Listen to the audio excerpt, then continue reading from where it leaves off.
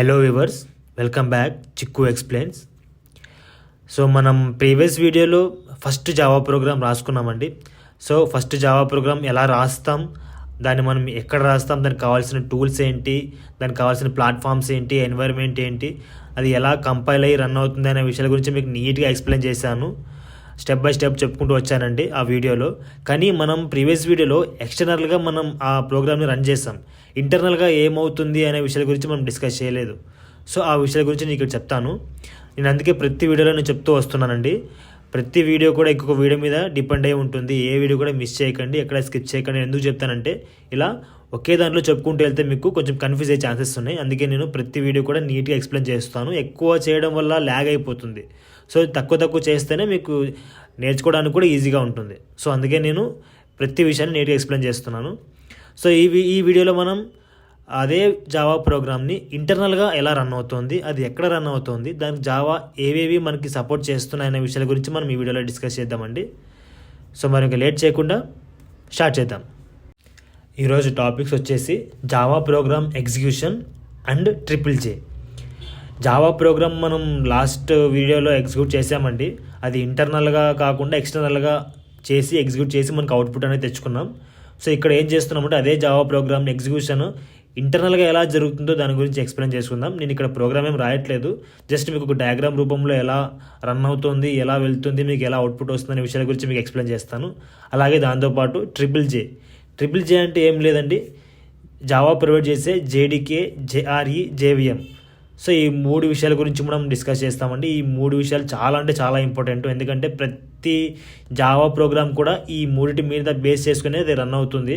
So అది ఎలాగో మీకు నేను ఇంకా దాని గురించి ఎక్స్ప్లెయిన్ చేస్తాను. సో మన first topic Java program execution. దీని గురించి మనం ఎక్స్ప్లెయిన్ చేసుకుందాం. సో నేను ఇక్కడ ముందుగానే డయాగ్రామ్స్ వేసి పెట్టేస్తానండి, టైం వేస్ట్ చేయకూడదని. ఇక్కడ మీరు అబ్జర్వ్ చేస్తే ఇక్కడ యూజర్ని స్టార్ట్ చేద్దాం. యూజర్ అంటే ఏం లేదండి, డెవలపర్. సో మనం నిన్న రాసిన ప్రోగ్రామ్ను ఎక్స్టర్నల్గా చూసాం కదా, ఇక్కడ ఇంటర్నల్గా ఎలా రన్ అవుతుందో చూద్దాం. ఆ ప్రోగ్రామ్ను అజ్యూమ్ చేసుకుందాం. సో ఇక్కడ ఏం చేసాం, హలో వరల్డ్ ప్రోగ్రామ్ రాసాం నిన్న. సో అదే ప్రోగ్రామ్ ఇక్కడ యూజర్ అనేవాడు ఇక్కడ హలో వరల్డ్ ప్రోగ్రామ్ రాసాం. దాన్ని రన్ చేయడానికి మనం జావా-c test.java అనే ఒక కమాండ్ యూజ్ చేస్తాం కమాండ్ ప్రాంప్ట్లో. అది ఏంటి ఇక్కడ అది test.java అనేది ఏంటి ఇక్కడ ఫైల్ నేమ్. సో ఆ ఫైల్ నేమ్ ఇక్కడ మనం జావా-cతో కంపైల్ చేయడానికి ఈ కమాండ్ ఇచ్చుకున్నాం, నిన్న రన్ చేసాం. అదేం చేసుకుంది, కంపైల్ చేసుకుని జనరేట్ చేసుకుంది. ఇక్కడ కంపైల్ చేసి ఏం జనరేట్ చేసుకుందంటే బైట్ కోడ్. మీరు నిన్న చూస్తే జస్ట్ మనం ఒక test.java ఫైల్ని మనం జనరేట్ చేస్తే ఆటోమేటిక్గా బైట్ కోడ్ ఫైల్ అనేది ప్రీవియస్ వీడియోలో మీకు చూపించాను. అందులో ఏం చూపించాను మీకు, సెక్యూరిటీ పర్పస్ కోసం ఆ కంపైలేషన్ అనేది ఏం చేస్తుందంటే మనిషికి అర్థం కాని ఒక కోడ్ని జనరేట్ చేసి పెడుతుంది. ఎందుకంటే సెక్యూరిటీ పర్పస్. ఫ్యూచర్లో ఏ అప్లికేషన్ తయారు చేసి అలా మనం మార్కెట్లో పెట్టినా కూడా మన అవతల వ్యక్తి ఈజీగా దాన్ని హ్యాక్ చేయకుండా, దాన్ని కాపీ పేస్ట్ చేయకుండా సెక్యూర్ కోసం ఈ బైట్ కోడ్ అనే దాన్ని ఇందులో కంపైల్ చేసి జనరేట్ చేసుకోవడానికి పెట్టారండి. సో అలా ఏం చేసుకుంటుంది, ఇక్కడ కంపైల్ చేసుకుని ఆ బైట్ కోడ్ని జనరేట్ చేసుకుని పెట్టుకుంటుంది. ఈ జనరేట్ అయిన కోడ్కి మళ్ళీ మనం నెక్స్ట్ ఏం చేస్తాం, జావా టెస్ట్ అని ఇస్తాం. అంటే ఇది కూడా కమాండ్ ప్రాంప్ట్ కమాండ్. ఇక్కడ మనం క్లాస్ నేమ్ ఇస్తున్నాం. అందులో క్లాస్లో ఉన్న నేమ్ని మనం ఇక్కడ జావా టెస్ట్ అనే కమాండ్ని ఇస్తే అది ఎగ్జిక్యూట్ చేసుకుని ఏం చేస్తుందంటే అందులో ఉన్న JVM ఈ బైట్ కోడ్ నుంచి బైనరీ కోడ్గా మారుతుంది. బైట్ కోడ్ అంటే ఏంటి, ఇక్కడ అర్థం కాని కోడ్, మల్టిపుల్ డిఫరెంట్ ఉంటుంది, కానీ సిస్టమ్కి అర్థమవుతుంది. ఇక్కడ JVM ఏం చేస్తుందంటే ఆ కోడ్ తీసుకుని బైనరీ కోడ్గా, అంటే మిషనరీకి అర్థం చేసుకునే విధంగా ఇక్కడ JVM అనేది ఏం చేస్తుందంటే ఈ ప్రాసెస్ అంతా ఎక్కడ రన్ అవుతుంది, CPUలో రన్ అవుతుంది. CPUకి అర్థమయ్యే విధంగా ఈ బైట్ కోడ్ని JVM అనేది బైనరీ కోడ్గా మార్చుకుని CPU పంపించేసి అక్కడ ప్రాసెస్ చేసుకుంటుంది. ప్రాసెస్ చేసుకుని మొత్తం మనకి అవుట్పుట్ని హలో వరల్డ్ అని పంపించేసింది ఇక్కడ. అంటే ఇక్కడ మనం ఏదైతే ప్రోగ్రాంలో ఇచ్చామో ఈ ప్రాసెస్ అంతా చేసుకుని మనకి హలో వరల్డ్ రూపంలో ఇక్కడ మనకి అవుట్పుట్ అనేది వచ్చేసింది. హలో వరల్డ్ మాత్రమే వస్తుందా, మిగతాది రాదంటే మనం ఇక్కడ కోడ్లో ఏదైతే రాసింటామో దాన్ని బేస్ చేసుకుని మనకు అవుట్పుట్ అనేది వస్తుందండి. అది కూడా మనం ఏ ఎర్రర్లు కూడా లేకుండా ప్రాపర్గా కోడ్ రాసినప్పుడు మాత్రమే. ఏదైనా ఎర్రర్ రాస్తే మాత్రం ఈ కంపైల్ దగ్గర లేదా ఈ రన్ టైం దగ్గర ప్రాబ్లం వచ్చేస్తుందండి.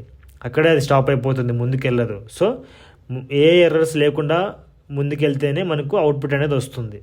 సో ఈ విధంగా మనం నిన్న చూస్తే జస్ట్ ఏం చేసాం, ఒక నోట్ ప్యాడ్లో ప్రోగ్రామ్ రాసేస్తాం, దాన్ని జావాతో ఎక్స్టెన్షన్ ఇచ్చేసుకుని కమాండ్ ప్రాంప్ట్ ఆ ఫైల్ ఎక్కడ ఉందో అక్కడికి వెళ్ళేసి కమాండ్స్ ఇచ్చుకొని ఎగ్జిక్యూషన్ రన్ చేస్తాం.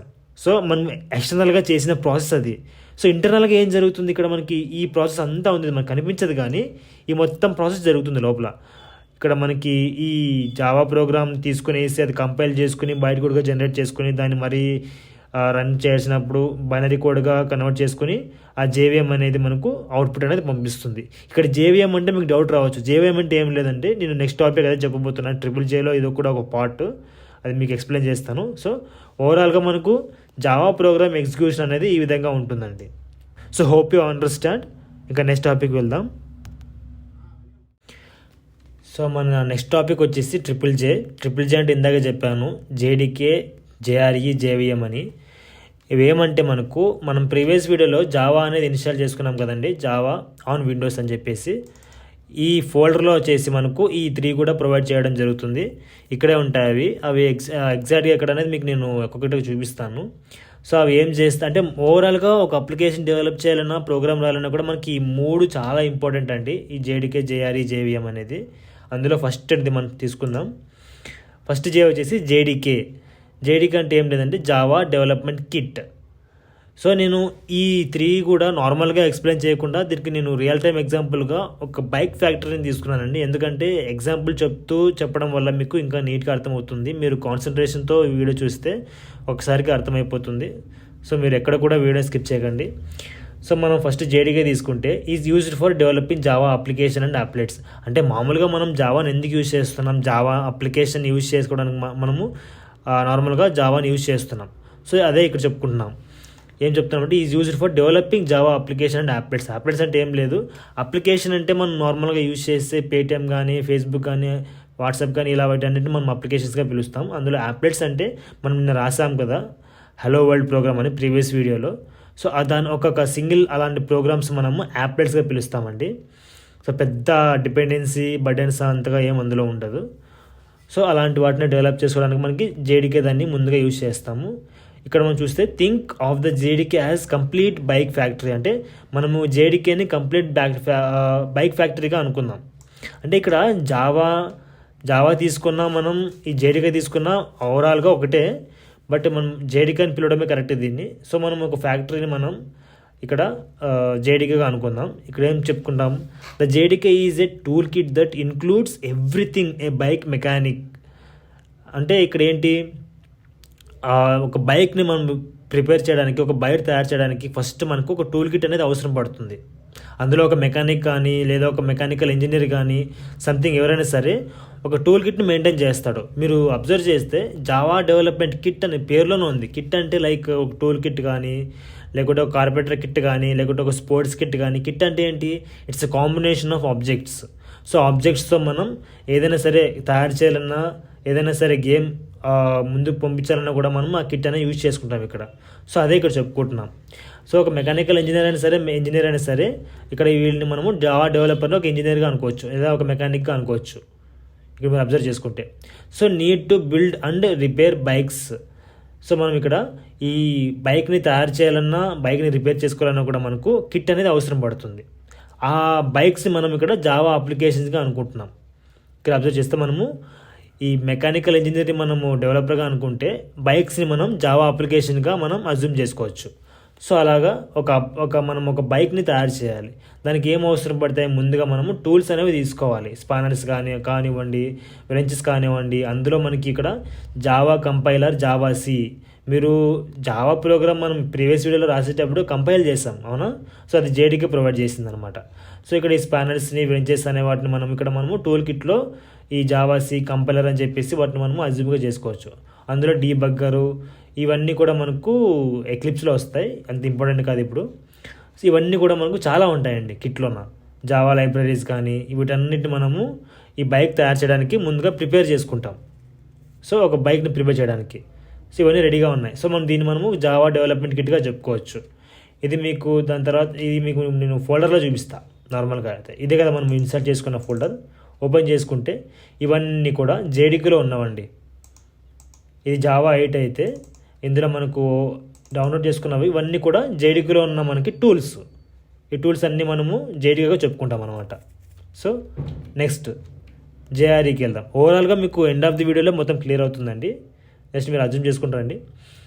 నెక్స్ట్ మనకి జేఆర్ఈ, ట్రిపుల్ జేలో సెకండ్ జేఆర్ఈ కదా. ఇక్కడ ఏంటి, Java run time environment. So మనం ఇంతకుముందు కిట్ చూసుకున్నాం. ఇక్కడ మనకి రన్ టైమ్ ఎన్వైర్న్మెంట్ అనేది అనమాట జే అంటే. ఏమంటున్నాం ఇక్కడ, Java run time environment is an installation package that provides an environment to only run, not develop. ఇక్కడ క్లియర్గా మెన్షన్ చేసి ఉంది.